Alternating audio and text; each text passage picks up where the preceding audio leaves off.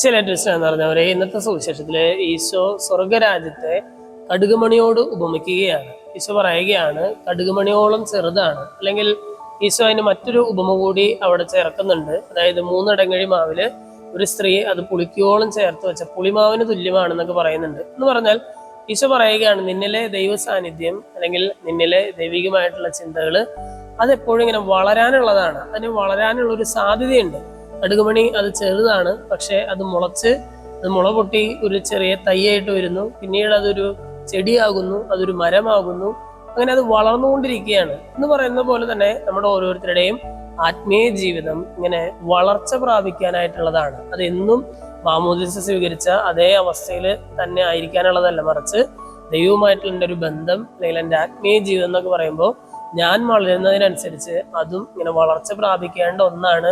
അത് മറ്റുള്ളവരിലേക്ക് പകരപ്പെടേണ്ട ഒന്നാണെന്ന് ഇന്നത്തെ സുവിശേഷത്തിലെ 2 ഉപമകളിലൂടെ യേശു നമ്മളെ ഓർമ്മിപ്പിക്കുകയാണ്. സ്നേഹമുള്ളവരെ, ഇന്നത്തെ സുവിശേഷ ഭാഗം വായിച്ചു കഴിയുമ്പോൾ നമ്മുടെ ആത്മീയ ജീവിതത്തിലും വളർച്ച ഉണ്ടാകാൻ വേണ്ടിയിട്ടുള്ള ഒരു കൃപയ്ക്കായിട്ട് നമുക്ക് പ്രാർത്ഥിക്കാം. ആ ഒരു ബോധ്യത്തിൽ ജീവിക്കാനായിട്ട് നമുക്ക് പരിശ്രമിക്കാം. ദൈവം നമ്മെല്ലാവരെയും സമൃദ്ധമായിട്ട് അനുഗ്രഹിക്കും.